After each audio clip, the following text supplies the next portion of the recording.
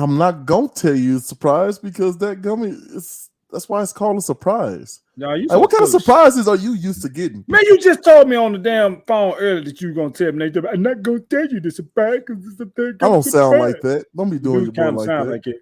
Go back, hey, like everybody, go back and listen to this. And when we replay tomorrow, and I guarantee you, he just sounded what I just said sounded like. I don't sound like that, man. You made me sound like some toxic language speaking dude in the backwoods and like lost and on something. Like I don't sound like that.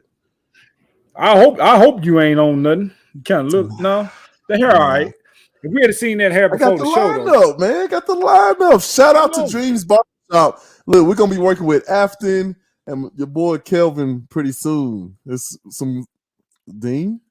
I can't tell you though, but that's how surprises work. How did you get surprised in back in your day? Like, did you just not allow surprises or what? Nope, I don't like surprises.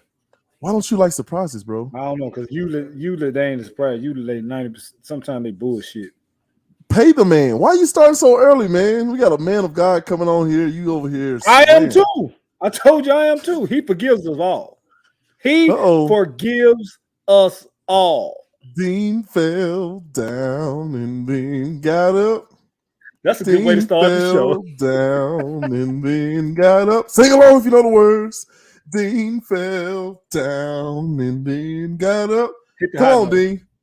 For a saint is death, a sinner who fell down and got up. Come on now. Somebody out there got touched today. Somebody out there needed that word today. Ha. Hey, you remember what happened to those preachers? Everybody's so conservative now. What happened to the gone? When they had the sweat beating down their heads and everything, and they were in the middle of a dead speech. They stopped do this. No, my favorite. But it wasn't no water, no thing. You remember the little tin silver pitcher? Not the tin. It was like a silver pitcher. At least at our church, it was a silver pitcher and a little glass. And then mid thing, he would pour that water off in there and go right back to it with them hot rolls on.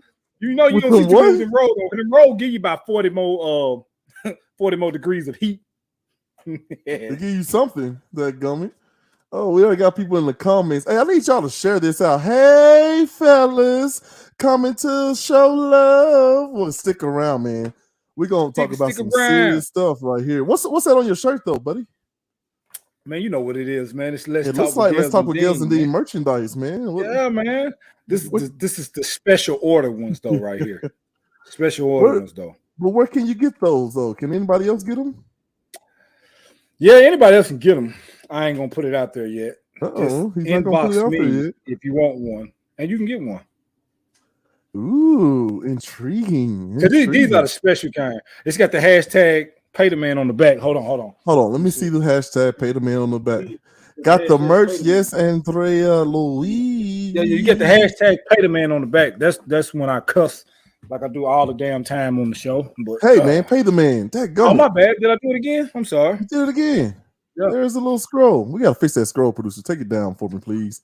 Well, hey, I like that kind. Hey. Dean fell down and then got up. Come on, somebody. Go to the intro on that. Hey, just go ahead and sing it. Nah, but I just did it. I can't sing that good. Up. Dean fell down and then don't leave me by myself out there. No, somebody out there know the words. You better get that water. You better get that water in you. Hey, look, somebody been touched out there tonight. Somebody need a healing. Come on, man. That was the best church. That's vintage church. That's right up there with like WrestleMania 1997. You know what I'm saying? Heartbreak Kid. We can make that happen. The Undertaker. Hey, did you pay attention back then, though? What? You just question my daggum wrestling bona fides? I ain't talking about no daggum wrestling. I'm talking about when the preacher was. Did you pay attention back then? Yes. I beg to damn different. We fell down and then got up. We fell down and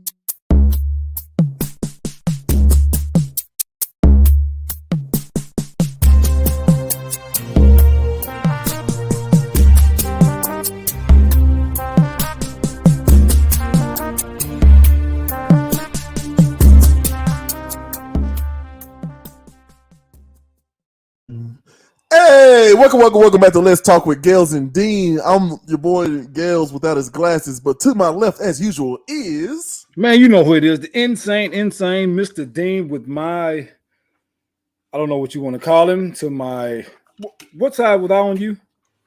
I'm to your what? I was to your what? To my left. So you to my right. Oh yeah, the other way. To my right, my co-host, my brother, Mr. Gales with these daggum Sade glasses on. Hey, I proudly stole them from my wife. Shouts out to wifey. Well, they kind of small, or your head just big. My head is real big, but yeah, I see. You know what I'm saying? It's all right. I'm still riding around. You remember them little Halloween masks, the little cheap one, the $5? You just put the little glasses on back then. That's what you look like right about now. Yeah. Man, why didn't you think I paid attention in church? I was definitely a better church person than you. How you figure? What do you mean? How I figured, bro? You were a terror. Man, I did church skits. You did church skits. That's so they could like put your that energy to positive use. Let me tell y'all something. Mr. Dean over there to my left literally just be in here clowning. He's an assassin. He's a chuckle assassin. You sitting there trying to mind your business, learn about the Lord, right? Minding your business, learn about the Lord. And what you do, you look over him, he making some stupid face, and then next thing you know, I'm laughing, and then I'm getting in trouble. That's kind of wrapped up. That's all I'm saying. You know what they say, the second person always get caught, right? Always, man. Which reminds me, because your girl, huh? Oh, man, look. All right. Huh? We got so many people crying about that. Dude, that's so piss poor crybaby, man. Look, it was okay when Caitlin Clark did it, but when it got done back to her, it's a big damn problem. No, when did she do it? I need people to understand this. Like, when did she actually do this? Make the gesture. She did it against South Carolina, arguably one of the best women programs the last 3 or 4 years. Mm-hmm. But it was cool when she did it, but it was a problem when the girl did it. She said black and red, please. She's talking about that merch, Dean. Yeah. We can make that happen. But you think Caitlin Clark was butt hurt off that? Man, that girl's a straight up hooper. She ain't gonna do that and use that to fuel for next year. Right. She coming back. But I just don't like that everybody talking about the other girl. That was poor sportsmanship. It's basketball. It's shit talking in basketball, bro. That's part of it. You give it, you got to take it. She gave it to South Carolina, so she had to take it when they were getting blowed out. Well, I don't think she cried about that. I don't think if she cried, she didn't cry because she got that done to her. She probably cried because they lost the championship. Right. She probably was in the gym that night shooting, and she's coming back next year with a vengeance. Yeah, man. I hope to hear it. But listen, nothing wrong. It was nothing wrong with the LSU player did. Nothing at all. So all you people out there crying about it, shut up. You weren't no real competitors. And if you was, I talk shit to y'all all damn day. Pay the man. What are you doing? That's just man, because that made me mad, man. You see it all on the thing. Everybody complained about it. It was nothing wrong when Caitlin Clark did it. But when an old girl did it from LSU, it was a big problem. No, it ain't no big problem. It's part of it.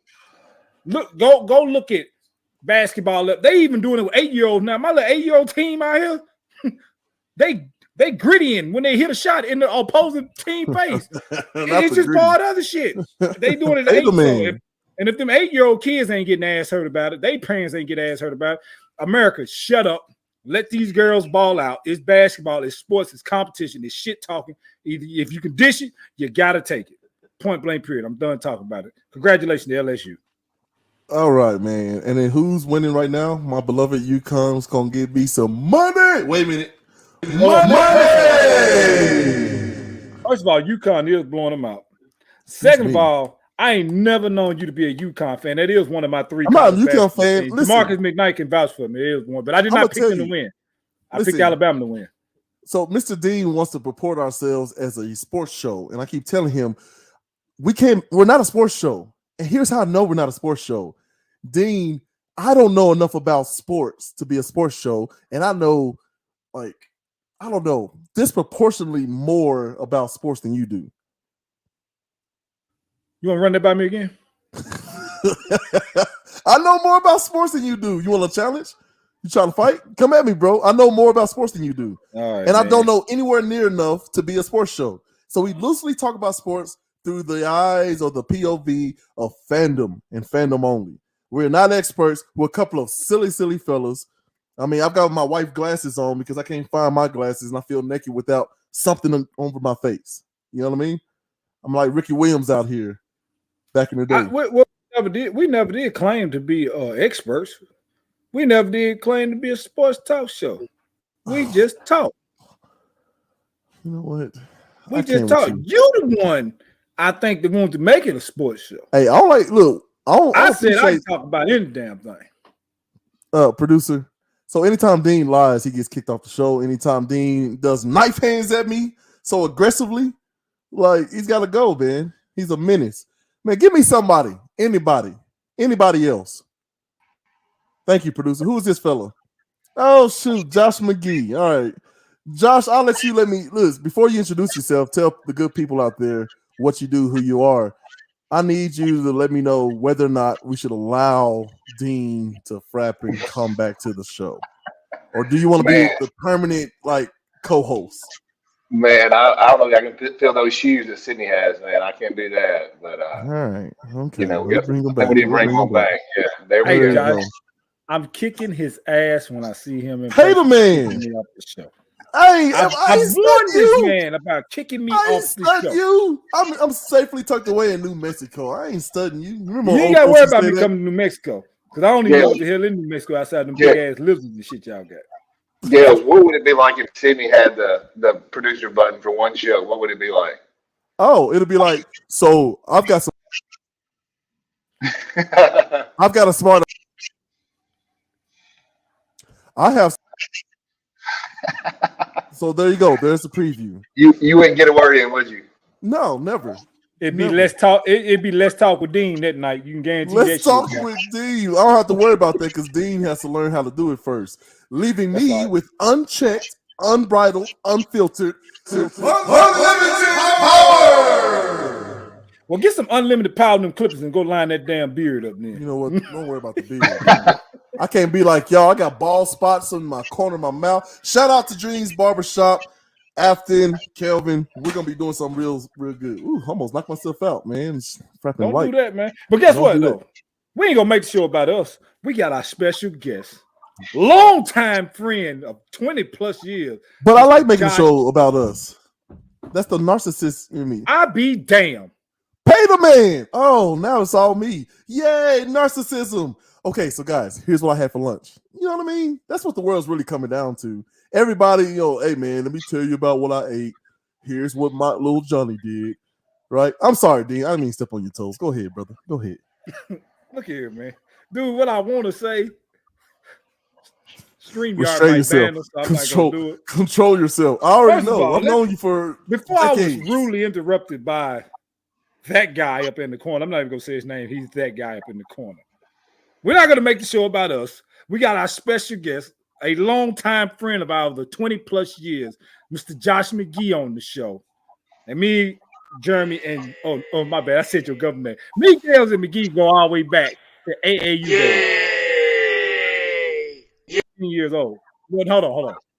14, 15, 16 years old. Yeah. And don't let this class fool you. Josh was a shooter back then, but he also hustled his ass off. Frustrating, man. Well, I'll tell you, man, I appreciate you guys having me on. Talk with Sydney and Courtney's wedding about your podcast. I've been following it. I'm really happy to see y'all doing this. And now just getting ready for this day. I know I was going to be here with you guys. I started thinking about all the times AAU basketball. I got a million stories came to my mind. One in particular, Sydney. We was down at AAU basketball in Orlando, Florida. A couple of us had little water guns. We were spraying each other. Sydney disappears for about an hour. He shows up with the biggest water gun I've ever seen in my whole life. And he's over just laying everybody out with it. I'm like, man, only Sydney, man. Only Sydney. So. Only Dean. Hey, look, I had to one up everybody back then. You did. Just like I try to now. Like if we did it right now, I guarantee you if I left about an hour to you, I'm coming with a machine water gun that only I could probably find. Gales. Hey, Josh, but I wouldn't even go after you, Josh. I go after Gales. Always the target, forever the target. See, that's what's wrong with America. They give all this black on black crime. It really wouldn't be black on black because I'm brown. You're black. Get the frap out. Excuse us. First of all, what you doing? What Chris Rock say about fighting in front of folks? We just having a friendly conversation. You just like, come on, man. We the same color. How Chris dare Rock you? can't talk. He got the shit smacked out of him on national TV. I don't want to hear Hey, the man. Come on, man. What are we doing here? Chris Rock can't say nothing else. He got smacked. It said, I was joking, but you still got smacked. I don't care if you can't fight or nothing. You got to do something. On national TV, that is never going to lay down. History was made that night. That is going into the history books. So you open up a history book. When our grandkids open up a history book in about 20 years, that slap is going to be in there. Watch what I tell you. Listen, I don't doubt it, but I want to hear more about Josh's story. I need you to tell the people out there where you come from, what you did then, what you do now, and why. You got all that?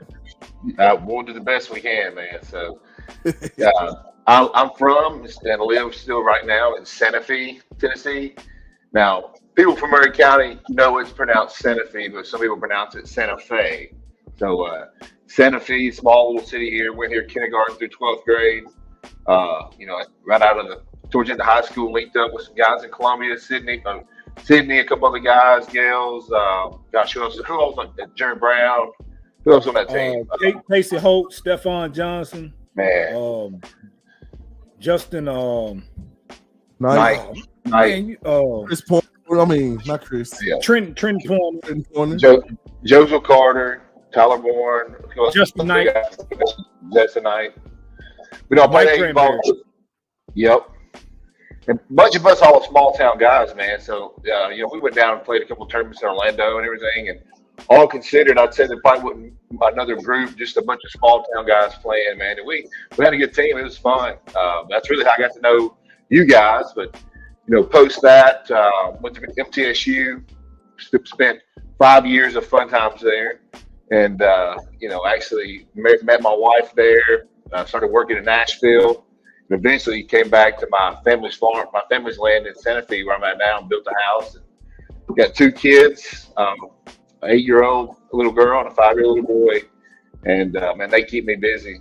That's between that and doing the bodybuilding thing, it really takes up a lot of time. But been working at a company local in Columbia called Wire Masters. Been there for going on 13 years. Mr. Hill and his family have given a lot of people in Columbia a good opportunity to work, and I'm thankful for that. But man, just right now it seems like the bodybuilding thing took off about 3 years ago. I go work out in the gym in Spring Hill, and Courtney was always training there. And he's always like, "Hey man, let me get you showing. Let me get you on the stage." I'm like, "No, man, ain't for me. I got kids, so I ain't got time for that." Finally, his persistency kicked in. I was like, "All right, man, let's do it." So been training under him. This past, I guess it was May the 2nd. He got me on stage at the Arnold Classic Amateur up in Columbus, Ohio, which was just an awesome experience to be on that sort of stage. And it's been, you talk about the title of the show, the discipline, man. It's really enhanced my discipline. I'm more of a disciplined person than I am now than I was back when we played ball and everything. And, I'm thankful for that. And Courtney, I'm big shout out to him for introducing me to that lifestyle, because I'm kind of addicted to it now, I guess you could say. So, man, hey, y'all don't realize, man. Back in the day, Josh was 6'3", 145 pounds soaking wet. No lies. If you seen this man in person now, he every bit of 250, all muscle. Make me look bad. Hey, well, look, when we was at Tame Wedding, right? I think I'm in pretty good shape. I stood next to them too. I got to stand a little far back because they made me look bad. Talking about 2 big wide shoulders like it, I was like, nah, I ain't there no more. But hey, they're my guys. So I take a back seat to them. I'll never take a back seat to you, Gales. Asshole. Pay the man. Lord have mercy. What I do to this guy? What have I done to this fella? Listen, Josh, all I remember about you is having all the swag. Like before there was a Tyler Hero or that what's that rapper's name gonna be in the remake of White Man Can't Jump? Jack Harlow. Jack Harlow. Yeah, all the swag, talk all that trash. He wasn't scared of anyone or anything. Like, where does that kind of confidence come from? And have you passed it down to your children? Oh my gosh, man!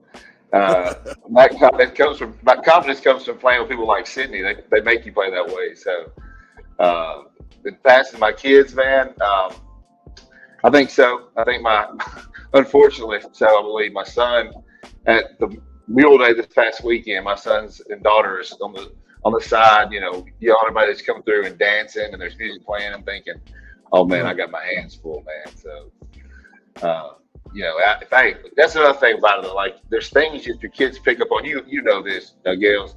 Kids are like sponges, man. Cindy, you know too. Oh, yeah. Anything you do, they pick up around it. So that's one thing about doing the whole bodybuilding thing. I catch my son all the time. Hey, daddy, look at this. Look at my back pose. It's like, man, he was just watching me do that kind of stuff. And I'm thinking, well, there could be a lot worse things he could be seeing me do. So I'm thankful for that. You ain't lied about that, man. My boys talk so much shit. Hey, man. I be sitting back like, I don't really want to do it, but who they got it honest, right? They got that honest. I'm like, man, they be talking so much shit, and I'm like, man, look, I guess I started something that now I gotta live with. Now I see what my daddy went through. Yep. But it's worse now. Because it's exposed. It's worse, man. It's way worse. It's worse, man. We just click of a button, they can see whatever they want to see, on the phone and YouTube stuff. And it's just, that's scary, man. Josh, us being competitors, and we played AAU ball, and we was, like you said, we were a small town team. We played against big city teams, and never did back down. If they talk, we talk. What was that? Tennessee Thunder, that was our rival. I mean, I think we played them over. In 3 years AAU, I know we played them over 20 times. We had to. Yeah. We would always have to run in them in the championship. They have to run in us. So by me asking that, how do you feel about the trash talking the other night in the championship game, the women championship game? Yeah, man. So I didn't have a problem with it, really. And honestly, I don't think that I saw the highlights. I didn't actually see the game, but I don't feel like the girl got even that upset about it. At first, she didn't let her emotions see the girl from what's the school? LSU versus who was it? What was the girl's name? Caitlin Clark. She didn't seem like she got upset at first. She kind of blacked it out. She kind of put it away. But listen, that's just get ready for it, man. That's just get tough. Oh, we brought him in. Hey, look. Everybody got to go put on a tank top now, or get off the screen. Gales, never mind. Hey, man, give me a tank top. He think it's playing. I seen Josh had sleeves on, so I had to take advantage of this opportunity. Man, we got the man himself, Mr. IFBB Pro Untamed. Courtney English, my cousin, my brother. If y'all know him, you know me. We always tight. But him and Josh tight. I don't really think he like Gales. He just deal with his ass though. You just deal with it, man. Hey, Josh, since I got both of y'all on here, man, because I know how it is. I've worked out with Tane before, and he ain't never tapped. Yeah, he tapped me out there one time. Yeah, I did. He tapped me out there one time. I ain't gonna lie. I went flat on my face, but I can usually keep up. Not like his level. I keep up. How is it working out with him? Because I know y'all work out together. How is it working out with him? Man, Courtney lifts heavy weight and high reps.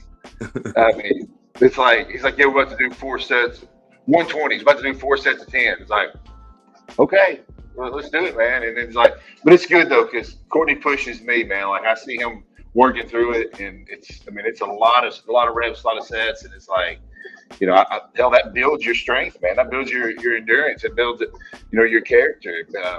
Talking about discipline. I mean, Corey's a disciplined person, or he wouldn't be as strong as he is. But no, it ain't no joke. If he wants to put you under, he's gonna put you under, man. There's no doubt about it. He wants to workout. I came home. It might have been last year before. I don't know.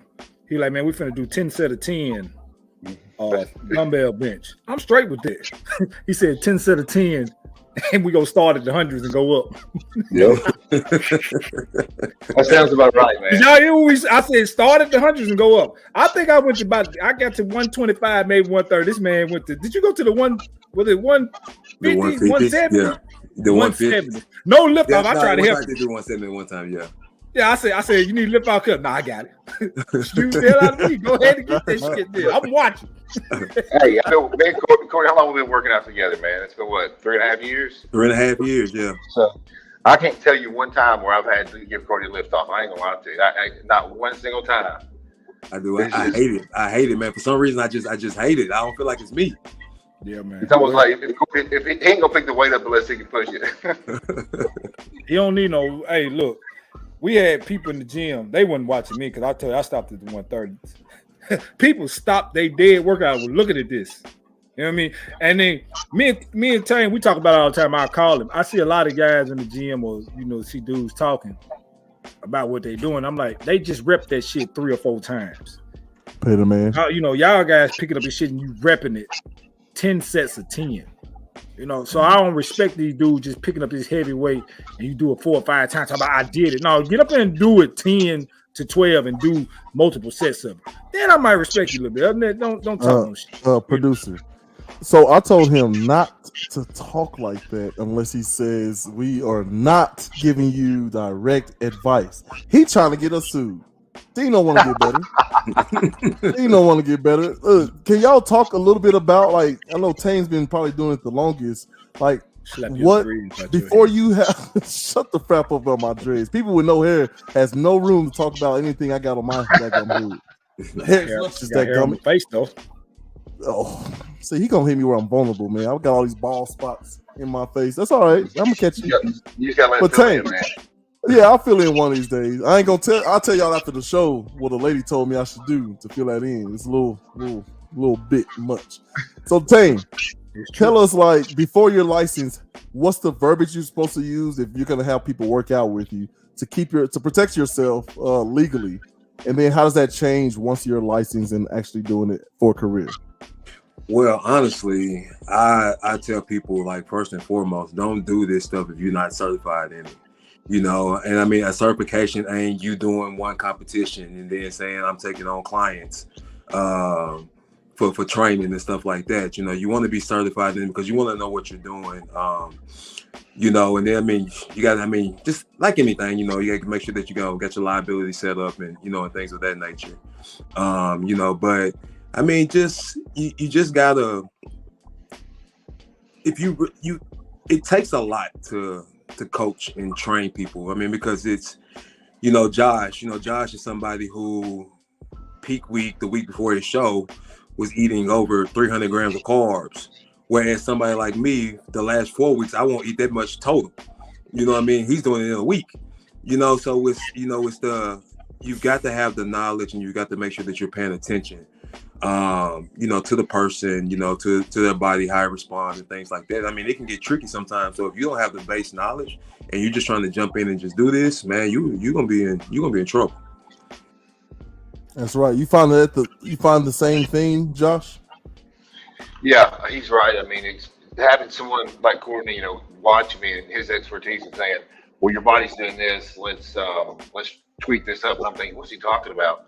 Make the change. And then I'm like, oh my gosh, he's right. Just, you couldn't get that off a chat form or something else, or you couldn't Google the answer to that question. So no, having the knowledge built over time. And I mean, gosh, Courtney, how many shows have you done before? Ooh, me? Yeah. Man, I think I'm at 34. See, I mean, that right there. I mean, and some Courtney probably, he might sit here and tell you, some he peaked at the right time, some he probably didn't hit right. Mm-hmm. And by going through the trenches and stuff like that, he's learned things that he brought to the table to his competitors. It's like, well, this worked for me. Let's try to tweak this your way. And some people it works, some people don't. Some people you got to go a totally different path. Like he was saying, we kept feeding me at this last show, and it's just like, we don't want to lose the fullness. We just kept feeding. We're like, we're staying in condition. And it was just like, something that really having someone with the expertise like Courtney watching you is something that's highly needed, really, if you want to compete. And I mean, to brag on Josh, like he so in August, he won the overall at the Knoxville Classic. Crazy moment, man. It was, I was able to bring the trophy out and things like that. So that was pretty dope, but he was sitting at around, Josh, correct me if I'm wrong, 205, 204. Yeah, about 205. Yeah. And so when he got on stage at the Arnold, he was, I mean, I'm guaranteed with the way that we ate, he was probably sitting right at 225 with the same conditioning. So you're looking at almost a 8 to 10 month swing of 20 plus pounds on stage. You know, but you can't just do that. I mean, like his discipline, his work ethic. You know, I mean, I could tell him to go outside, cut the grass, bag it, fry it, eat it. He'll say how many ounces. You know what I mean? So, I mean, when I talk about the discipline and the dedication, I think just a great guy. You know, I mean, this guy went from a client to a groomsman in my wedding. You know what I mean? You know, so it's a lot farther beyond, you know, when you speak of, you know, somebody's character, somebody's dedication, in all aspects of life. You know what I mean? So like he's somebody that, you know, that needs his flowers now. Right. Hey, he put on a show at your wedding too. He did. Hey, look, Josh was nervous, man. Josh was like, man, I don't know what I'm gonna do. He said, but I'm gonna make it good. And when he did it at rehearsal, it was good. But when he did it at the actual wedding, it was better. Yeah. Like that man, hey, he killed it when they called him out, man. So, man, he did a good job. That was an awesome time. So look, here's my question to you. What are some of the bad? Right. What's up, Tanner? What's up, Spring Hill alumni, MVP, VIP, Dustin Skelly? Yeah, there he is. There he is. Kept his composure the whole game and still produced. And we need more people like him, not like some other folks. I'm not gonna even say their name. Producer. Yeah, we're gonna bring it up every daggone time, man. It was disgusting. I lost the bet. Now I got to get in shape and play. I got to save Spring Hill next year at the Hill. On the Hill. I had to recruit. Hey, Tammy, Josh, did y'all just hear what this man said? Producer. Hey, I tried to say, hey, Sid, I tried to take myself off the screen when he said that. This man just said, get himself listen, and come save Spring Hill. Hold on, producer, give me a one shot, producer. Thank you. Listen, they can sit here, y'all fellas. I am gonna slowly get myself in shape. So I've been stretching and walking, right? I've been eating right. Because look, Tame told me a long time ago, I said, how do you get a physique like that? He says, man, it's the discipline on that plate. I said, okay, well, how do you get in shape and not worry about discipline? I can't let that food go, man. I like all my stuff fried and dipped in cheese and all kinds of stuff I ain't supposed to have, you know? Yeah, that's where it starts, man. It's in the kitchen. I'm telling you, that's the hardest part. Yeah. Producer. Yeah, get the crap out of here. I'm done with that. I'm telling you, I ain't doing it. I like to eat too much. Mr. McGee, I know you're telling the truth. And you ain't coming to be the savior then. You ain't coming to be the savior. I'm coming to be the savior. What you talking about? I'm about to pray. Probably be the laughing stock out there. I can ball. What are you talking about? What evidence you got that I ain't balling now? Speaking of slowly getting in shape, can anyone speak for the average guy trying to juggle family life? Ooh, right. And then Who That Podcast? What's up, Cap?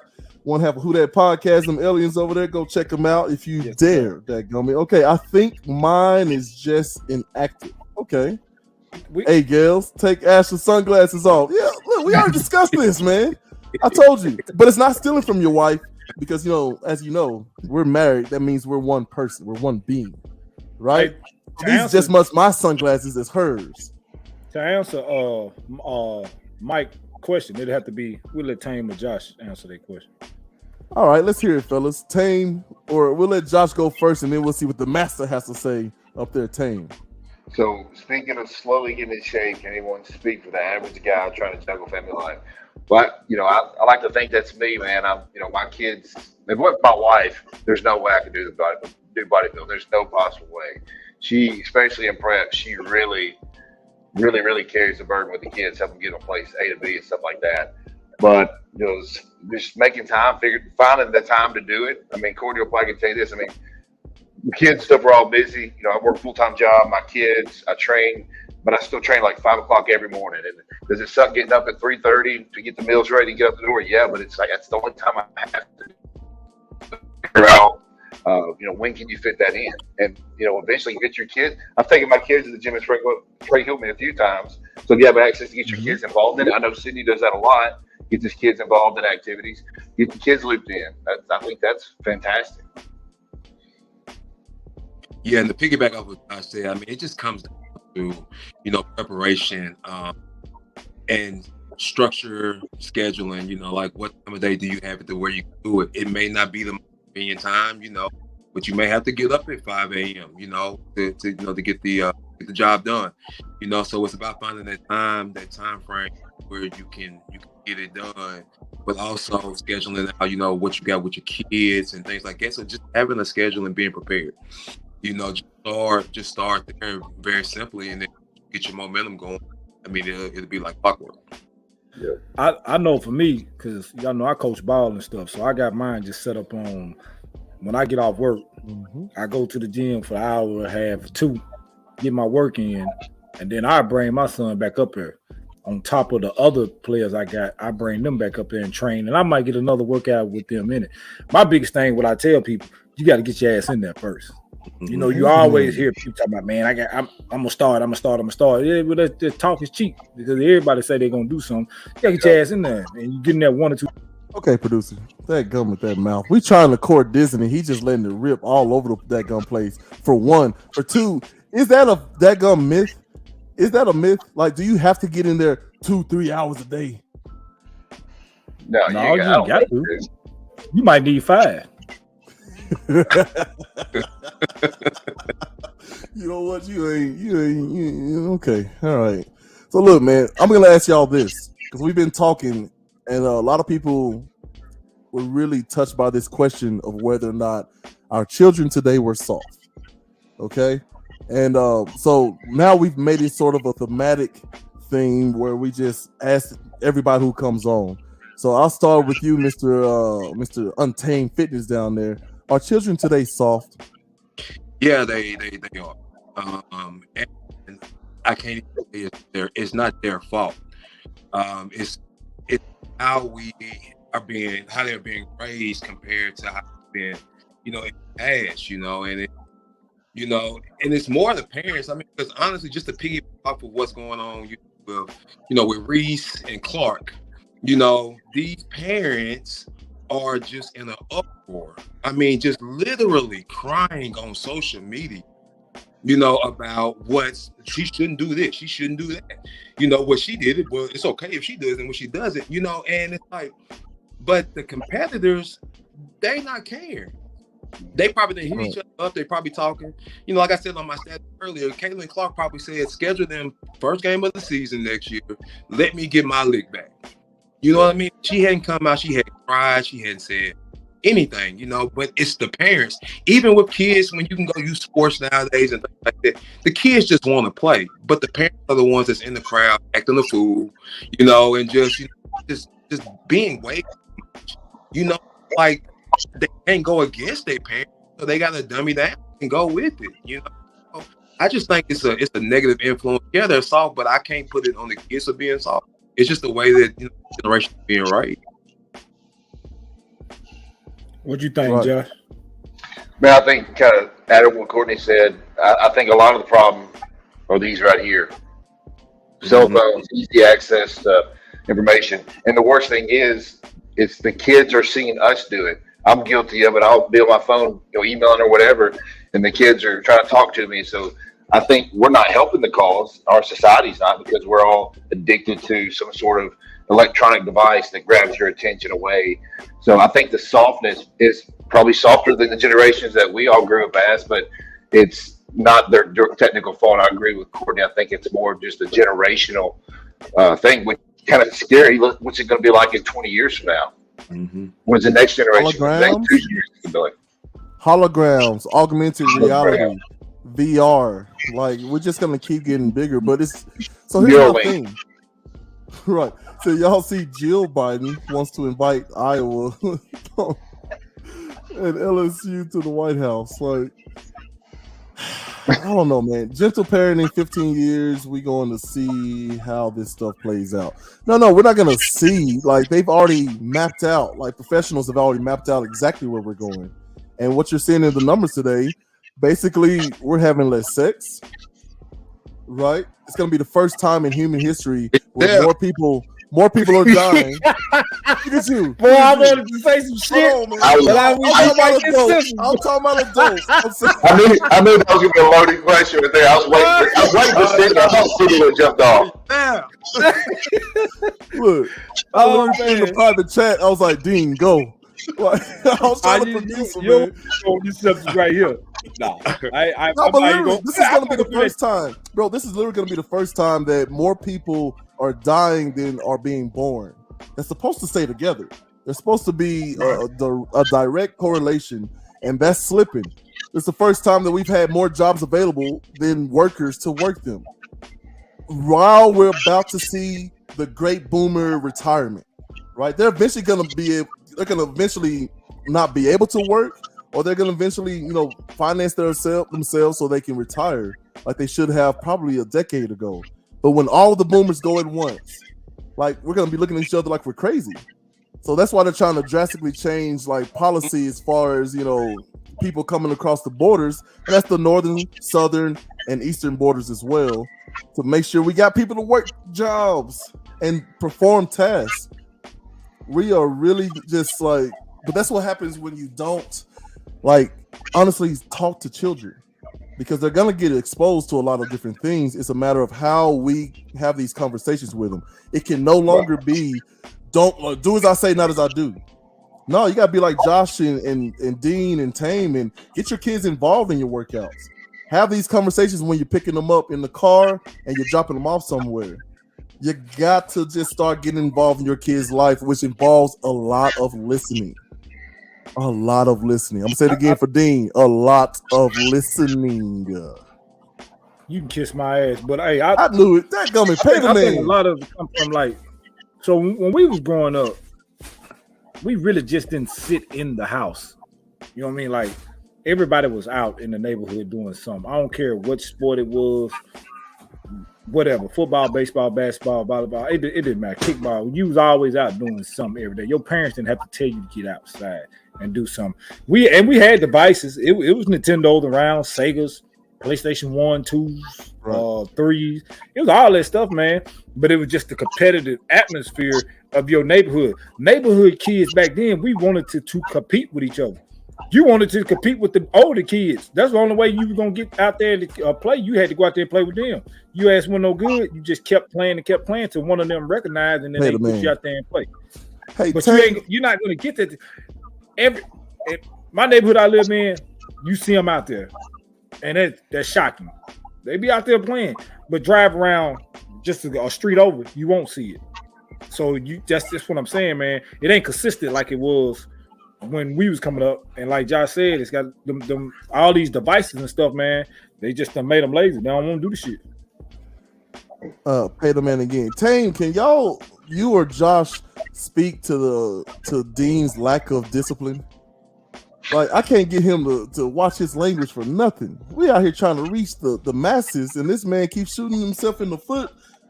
I keep telling him, every curse word he says automatically cuts a third of our daggum audience. I bet it's different. I think it gained a fifth of it. He's just gonna throw out a random fraction. I've done all this work, and every week I lose Dean. Every week I do all this preparation for these shows, right? I've got stats, right? The statistics. I've got all these articles and videos, and he crushes me every week with just made up stuff. I think it gains by a fifth. A fifth of what? Damn sure ain't a fifth of him. Or that James Fox. Hey man, Fox, no sir. Hey, yeah. He is hey, look, hold on. I'm gonna tell you a story about this James Fox, right? Josh, I don't know if you know. I don't know where he's going, but thank you, producer. We all married men. We're children of God, right? Where are you going, Mr. D? You gotta let me tell you. It ain't nothing bad. It ain't nothing bad. Okay, so back in the day, in our 20s, probably 2021, me and Tame, we would go out and stuff. We didn't have a lot of money. I ain't ashamed to tell you. We cable all the way. You didn't have a lot of money. So instead of going in the bars and stuff, buying what was a shot cost back then? It was still high, right? It was still high, like about $5-6. Man, we found this liquor called James Fox. We used to call it Jamie Fox. You can get a bottle about this big, or you can get a bottle about that big. Either way it coming, you weren't coming out no more than about $8. Man, we buy that daggum thing, man. Hey, the gallons was $8, man. Yeah. Hey, we buy that daggum bottle, man.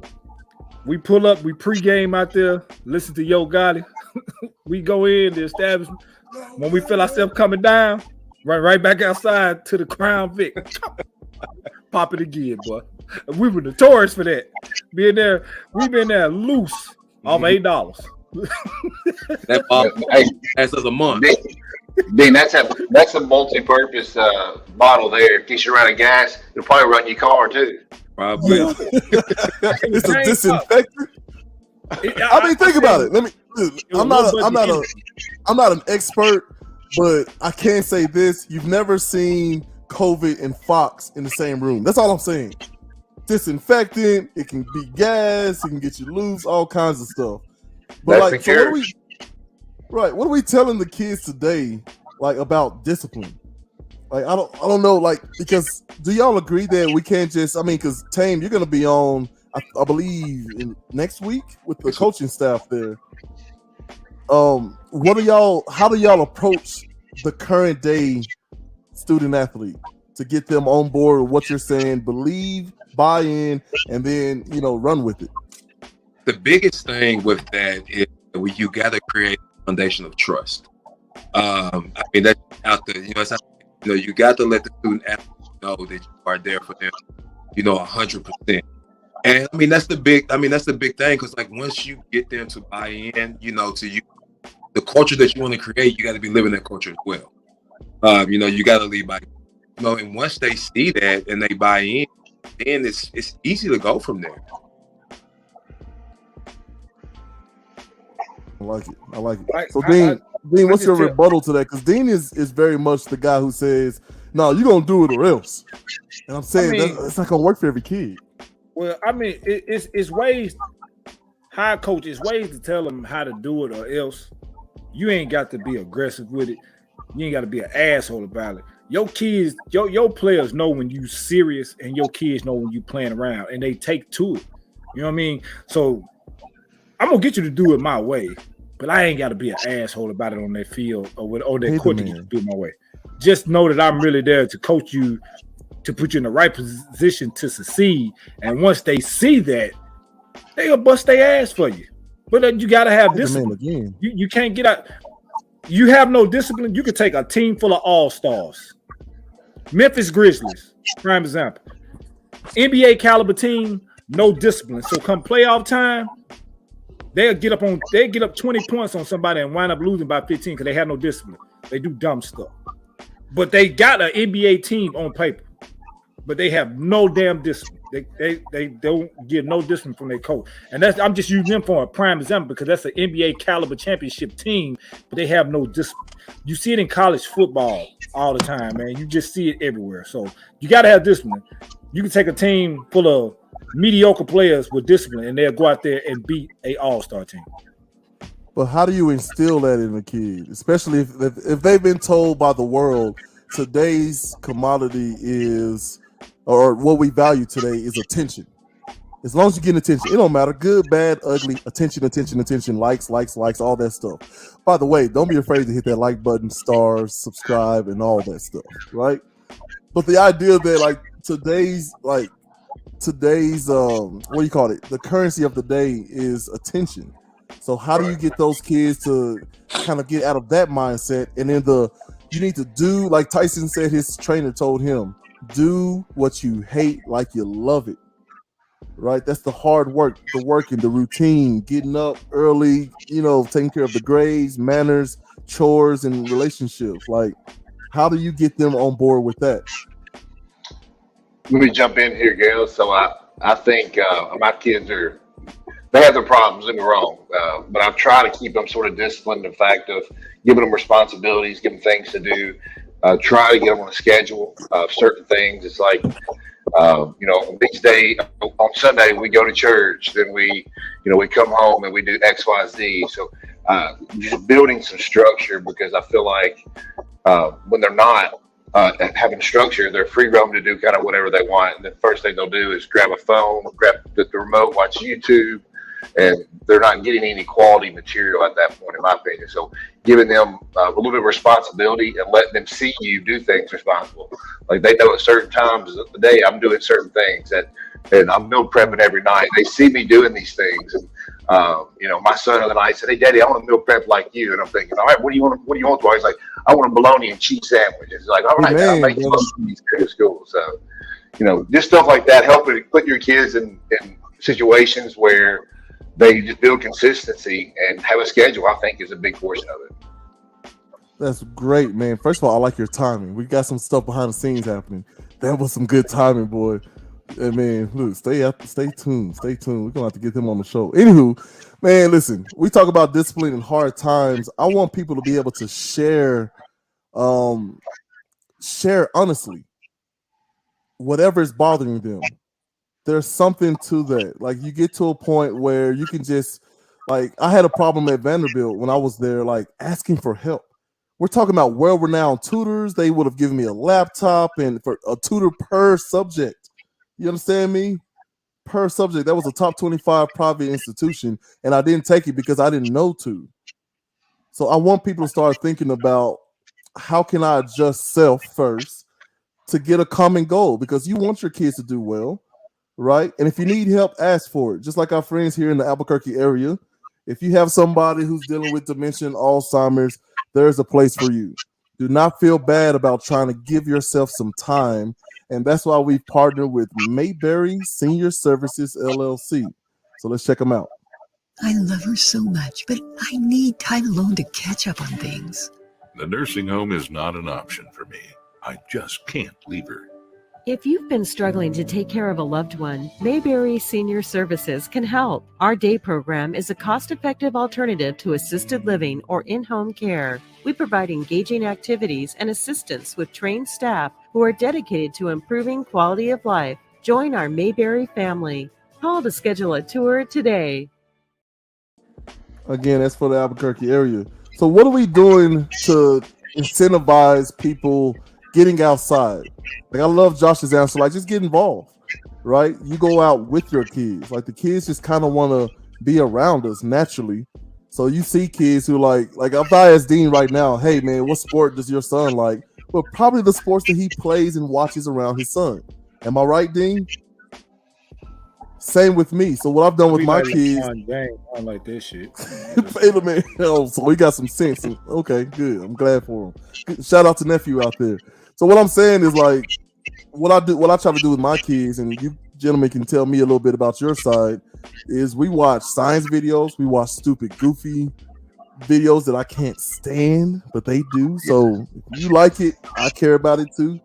But then we watch videos, like my son was trying to shoot like Steph Curry. Look, Daddy, I can shoot from way back on a little Fisher Price. And so then I showed him top 25 dunks of all time. And now I can't stop this dude from walking past anything that looks remotely like a rim without trying to slam it down, right? So we have to be very careful and just make sure we're doing, like Josh said, make sure we're leading by example. Yeah, man, I get a kick out of, like, I'm sitting right here and I can see Josiah out of my peripheral playing Fortnite and swinging the shit at the TV. It's so funny. Cause I can see it, man. Like, I ain't cut my eye, but I can see his body language playing them games and stuff. And like that, I get a kick out of seeing that, the reactions to that. But he be watching stuff on YouTube and he'll show them to me. I don't know what the hell some of that stuff is. But the one thing, like, he will watch other youth football leagues to learn to see how those kids play and try to better his game. And I don't even tell him to do that. Like, he find an 8U football team and he watch how they play to try to better his game. So that makes me pretty proud, because I don't even tell them to do that. I'm not one of them to just try to drill it in your head and I still want you to be a kid at the end of the day, even though I want you to play that sport. But that's how I do it. Hey, Gales, let me add one thing and kind of piggyback off what Dean said. I think, see what you guys' opinion is, I think getting kids involved in activities, obviously everything, but getting them involved in some sort of organized sport, helps with a team building factor, helps with a competitive factor, discipline. I think that is huge. My wife and I, we both played basketball. As we talked about, she played at Riverdale when she was in high school there. We both played basketball, so we put a goal up here. And our daughter loves basketball. She's playing the little star league here in Santa Fe, and they start back here in a few weeks, up to next week, I think. But the fact, like, just that time she spent there, I can tell there's a sense of kind of a team camaraderie that she's gaining from that. So what do you guys think about the importance of getting your kids involved in a team sport and what that brings for their character? I wouldn't limit it to just sports. So one thing we're about to start, because my girls are 18 and 14, my boys are 6 and 4. And it's around that time where they got the discipline and, they know how to sit and be still and be quiet for a little bit, but they know how to get crazy too. So what we're trying to do, especially in this summer, it's going to be really important, is we get them involved in one sport, one martial art, and one sort of theater art. So we're going to get the boys into dance, martial arts, and then a sport of their choosing. And right now, like Jackson, JJ asked me for a basketball. That's why one exists. Because I'm just like my mom. I'm not going to try to push them into sports just because I played. Right? They have to live their own lives. We thought he was going to be a little scientist. And so we got a bunch of, lab equipment and, his little lab coat, right? J-Jack's coming soon, Professor JJ Action Jackson. So what I'm saying is we started there and he saw something at school or on TV. I was watching the game and he asked for a basketball. But it's funny enough, his brother literally sleeps with that thing. He's dribbling constantly. He's trying to chuck it at the rim. That's the little baller. Like JJ, when he does it, is very focused. But we also want to kind of spread it around because we realize the problem in people trying to be so specialized real early in one sport. The wear and tear it does on your body, the wear and tear it does on your mentality as well. Like all the greats, Jordan played baseball as well. Deion Sanders, Bo Jackson. It seems to be a common thread that they play multiple sports. So that's where I'm at. Diversify, right? Right. I mean, the one sport of hell I won't mind to play. Of course, I play football and basketball. Football is my love. Hell, I won't mind both of them to play baseball. And one of them did play baseball. He was pretty good, and he done just quit playing football and baseball for basketball. And the baby boy, I want his ass to play baseball and won't get out there and play it. I want them to play baseball, but they won't. But I ain't gonna force it on them. If you decide you want to play, then you play. But if not, then I guess I just have to be sad about it. But don't be sad. Just embrace it. I ain't sad, man. I'm just talking shit. But hey, the man. Dang, gummit. What we gonna do with this guy? Tame. Who's the best athlete in y'all's family? Me. For y'all who don't know, Tame and Dean are cousins by blood. Man, why you have to get this shit going, man? You know he gonna say him, but everybody know it's me. Man, you the best football player. Hey man, that's a show you got to get every last one of the cousins except two of them.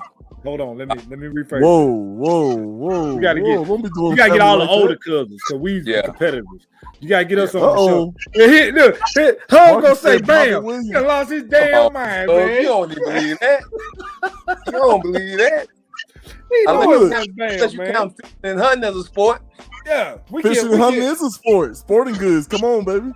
We get Bam third or fourth. Yeah, he have close third. Yeah. He's shooting that bow, he's killing us. He's shooting that bow, he's killing us. Just that's right. Hell no. But here's what I'm saying. I feel like out of the four of us sitting here, I think I got all y'all. And what? Everything, anything. Challenge me. You lost your damn mind. Get his ass off the screen. What?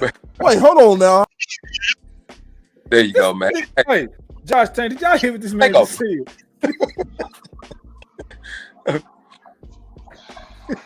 Did y'all you notice nobody said anything? We just all stuck because you just made that comment. Yeah. When he froze up there. Try me. I'm not froze. Right? Try me. And y'all want to do some reps? You want to race? You want to get in the batting cages? What do you mean? want? Racing a spelling bee? That's about it. No, I'm a terrible speller. Look, that's one thing that is my Achilles heel. For some reason, words just don't stick in my head like that. Yeah. Now, if you're doing an essay, we're gonna give it to you all day. You got that. But athletics, and I ain't saying you wasn't athletic. You just wasn't athletic. I'm just saying, like, y'all talking about Tame taps you out. Tame, have I ever tapped out with you? All right, then. There you go. Wait a minute now. Look, I ain't gonna lie. All right, Tane. In a free throw contest, Gales give all three of us a run for our money. That man do not miss free throws. He'll take my money. I ain't shot a basketball in a minute, man. So. Man, that man do not miss free throws. I give him that. He can shoot. I need y'all to get in shape up there, down there in Santa Fe, man, because we're doing some stuff. I'm saying Fe. I'm in New Mexico. While I'm in New Mexico, New Mexicans say Santa Fe. You understand? Get shot or something like that. Okay. Santa Fe when I cross the Mississippi. Deal? A deal. I'm with it. Okay. All right. So listen, I'm beating y'all in anything. I want to see y'all on the court. I want to see y'all on the field, on the diamond.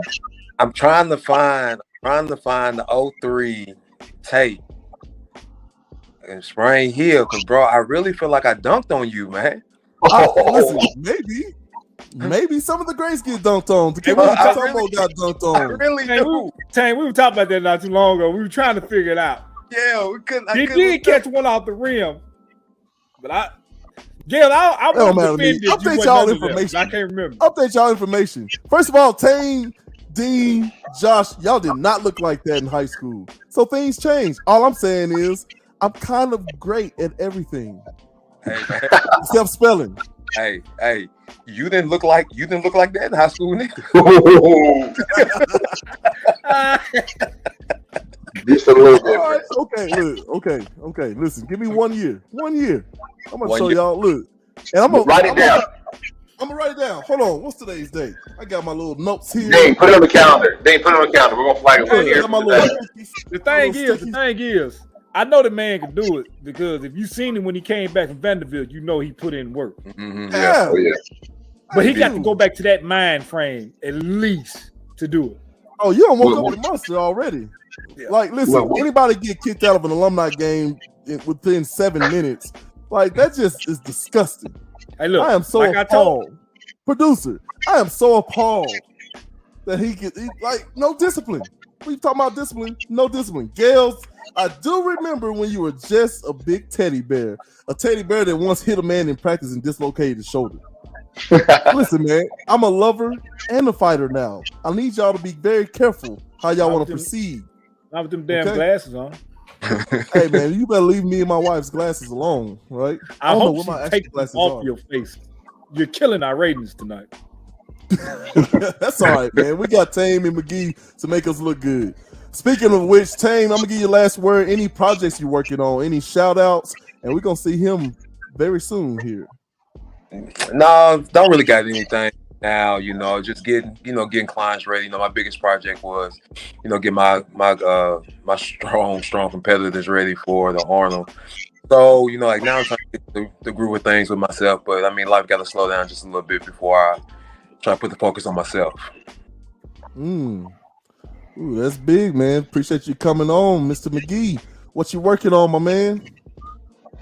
Man, just taking one day at a time, trying to get better spiritually, physically, mentally, financially. Just take every day as a blessing and wake up and tackle it, man. Do my best foot forward every day.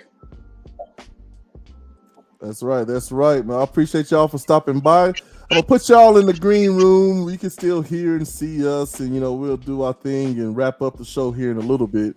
Dean, I want to bring up something that's a little bit more serious. This case here in my home city of Albuquerque, New Mexico, of a young lady who, and this is all alleged, right? Snuck out the house. She's 13 years old, snuck out the house, goes with a friend, gets separated from the friend, and gets involved with some other folk who then drugged, beat, and allegedly raped her. Okay? So this is one of the things that scares us to death. We always, I'm constantly, and other parents have got to feel this, I'm sure. I'm constantly talking to my kids, and after each conversation, it's the same level of anxiety. Did I say too much? Where it's just white noise and they don't listen to anything because I said way too much. Did I not say enough? Right? What did I miss? Where are the blind spots? So I want to ask you, because I know you're too emotional to get on and talk about it. But like now that you've had some time to process a little bit, like what's the warning you want to give to parents out there who maybe right now dealing with this same type of situation or want to avoid it? Man, the warning I would like to give, man. I know we can't keep up with all the friends that your kids have. It's impossible. But the ones that you see and you get these feelings or these red flags, something ain't right about this person. Because everybody ain't your kid friend. Hell, everybody ain't our friend. You know what I mean? Like it could be done to us. As two big grown ass men, all it takes is one slip in a drink or something, and you don't know what you're doing. You know what I mean? So I'm saying if it can happen to us, it definitely could happen to kids. Monitor who your kids hang with, because everybody ain't for their good intentions. You get that red flag, you get that bad feeling, you got to get them away from them. Because your child might have something better than another child got. Your child might be popular. Another child might be mad because this kid got parents and they don't. You know, two parents, which ain't, you know, I don't want to step on toes, but some kids get that. You got two parents in home, they get mad about it. So they'll do shit like this for that to happen. And I get so mad about it because, like, she didn't see it coming. So in my thing, like, what's going through your mind to do that right there? It's a bunch of y'all and it's one girl. And if there's any little boys involved, what I want to call you, I can't call you on the show, but it's the P word, because I don't condone this shit. As a father of 3 daughters myself, if you did that to mine, I know what I'm coming to do to them. You know, and it touch home when you got daughters. It can happen to a little boy too, but it happened to a girl, so it touch home when you have daughters.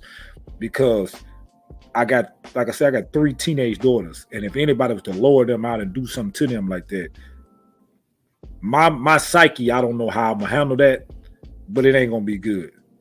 And I ain't gonna come out and say what I would do, but I know what I would do.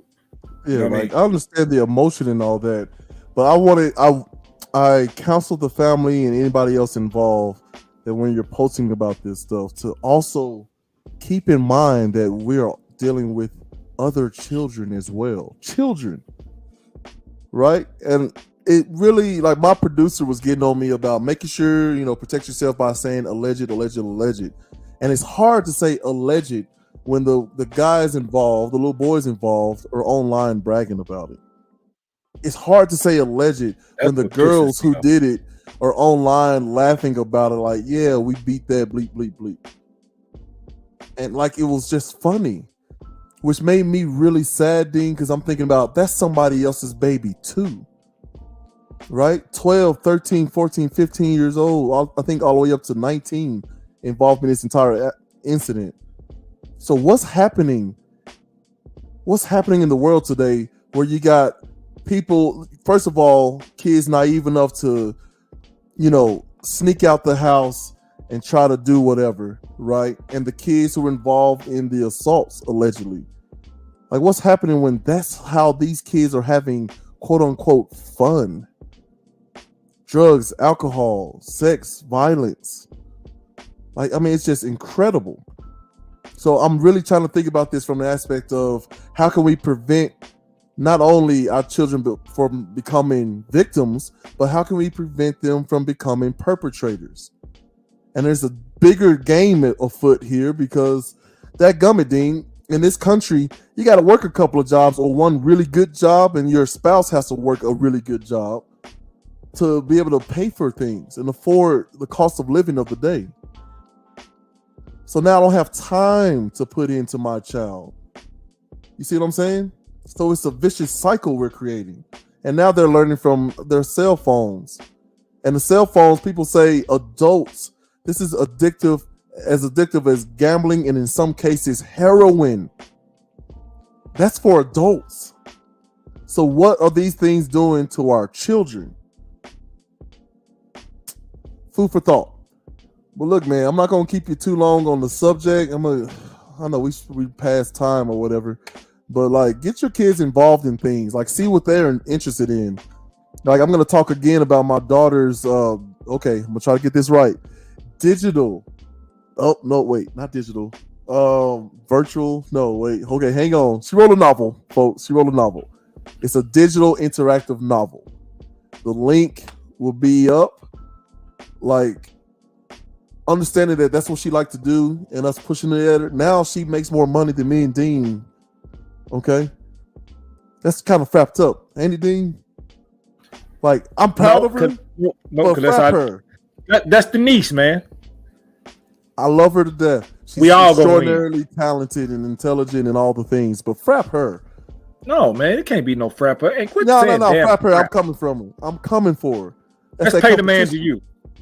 No, that's an approved word. It's on the list. That gummit. You should read the emails. Hey, if y'all out there don't know what frap is, please explain it to them. There, Mr. It's the F word and crap combined. When I was down there in Nashville at Vanderbilt University, old Bobby Johnson had a no cursing policy, and so frap was the word that we birthed, so we didn't get in trouble after practice. You see what I'm saying? And I asked him some years later, like, how come you had a no cursing policy? He's like, well, it's not going to make you a better football player, like Coach Lamb talked last week about. It's not going to make you a better football player, but it will give you discipline. And if you can control that on the field, there's so much more you can control on the field that makes you successful off the field as well. And I think that's what we got to start working towards. So real quick, Dean, what concert would cost only 45 cents? Have you heard of this thing? Concerts that cost 45 cents? No. So you don't know? You've not heard of what concert costs 45 cents? Yeah, you want to know which one I say? Which one? Tekashi 6ix9ine. Tekashi 6ix9ine. Don't even talk to me about that fool. Right? No, but how do you get a concert that costs 45 cents? Call it's 50 easy. Cent. You just feature 50 Cent and Nickelback. Small. That's all I can do is laugh right there. And what almost came out of my mouth would have got us shut down. But anyway, man. Big shout out to Mr. Josh McGee for coming on the show tonight, man. Like I said, that's a long time friend, man. 20 plus years. Great dude, great person, great family. His very lame, sis. Very lame. But his mother, his father, man, great people, man. Shout out to my cousin for being a surprise guest on the show because I ain't know he was coming on. Untamed, man. Keep doing your thing in the gym. Keep doing your thing with your training. Keep doing your thing with your coaching, bro. You coming.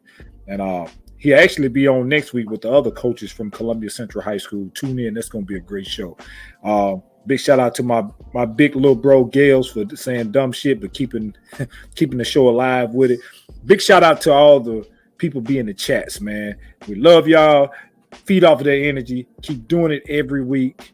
Give us some ideas of what you want us to talk about. Talk trash to us. We here for it, man. And we want y'all to keep doing that. Like, share, and subscribe to the page, man. Send them stars. Let's talk with Gales and Dean next week, 9:00 p.m. with the guests, Columbia Central Lady Lions basketball coaches. Tune in. That's going to be a great show. Peace and love. We out.